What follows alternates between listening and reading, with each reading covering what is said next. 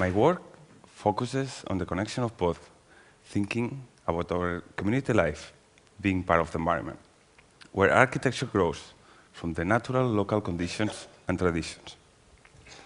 Today, I brought two recent projects as example of this. Both projects are in emerging countries, one in Ethiopia and another one in Tunisia, and also they have in common that the different analysis from different perspectives becomes an essential part of the final piece of architecture. The first example started with an invitation to design a multi-story shopping mall in Ethiopia capital city, Addis Ababa. And this is the type of building we're shown as an example to my team and myself of what we had to design. And first, the first thing I thought is like, I want to run away. But after seeing few of these buildings, there are many in the city, we realized that they have three very weak points. First, these buildings, they are almost empty because they have very large shops where people cannot afford and buy things. Second, they need tons of energy to perform because of their skin treatment with glass that creates heat in the inside, and then you need a lot of cooling. In a city where this shouldn't happen because they have really mild weather that ranges from 20 to 25 degrees the whole year. And third is that their image has nothing to do with Africa and with Ethiopia. It's a pity in a place that has such a rich culture and traditions.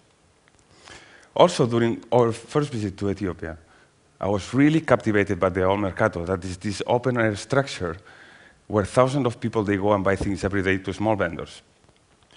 And also, it has this idea of the public space that uses the outdoor to create activity. So I thought, this is what I really want to design, not the shopping mall. But the question was how we could do a multi-story contemporary building with these principles. The next challenge was when we look at the site, that is in a really growing area of the city, where most of these buildings that you see in the image, they were not there. And it's also between two parallel streets that they don't have any connection in hundreds of meters. So the first thing we did was to create a connection between these two streets, putting all the entrances of the building. And this extends with an inclined atrium that creates an open-air space in the building that self-protects itself with its own shape from the sun and the rain. And around this void, we placed this idea of the market with small shops that change in each floor because of the shape of the void. I also thought how to close the building, and I really wanted to find a solution that would respond to the local climate conditions.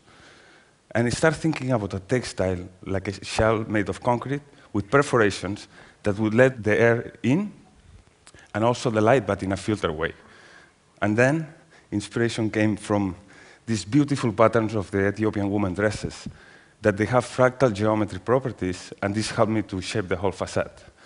And we're building that with these small prefabricated pieces that are the windows that let the air and the light in a controlled way inside the building. And this is complemented by these small color glasses that use the light from the inside of the building to light up the building at night.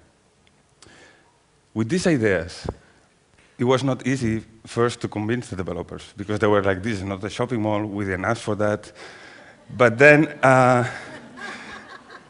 then we all realized that this idea of the market happened to be a lot more profitable than the idea of the shopping mall, because basically they had more shops to sell. And also that the idea of the facade was much, much cheaper, not only because of the material compared with the glass, but also because we didn't need to have air conditioning anymore. So we created some budget savings that we used to implement the project. And the first implementation was to think about how we could make the building self-sufficient in terms of energy in a city that has electricity cuts almost every day. So we created a huge asset by placing a photovoltaic network on the roof. And then under those panels, we thought about the roof like a new public space with gathering areas and bars that will create like this urban oasis. And these porches and the roof all together, they collect the water to be reused for sanitary in the inside. Hopefully, by the beginning of next year, because we are already on the 5th floor of the construction. The second example is a master plan of 2,000 apartments and facilities in the city of Tunis. And for doing such a big project, the biggest project I ever designed, I really needed to understand the city of Tunis, but also its surroundings and their tradition and culture. And during that analysis, I paid special attention to the Medina, that is this 1,000-year-old structure that used to be closed by a wall, opened by 12 different gates, connected by almost straight lines.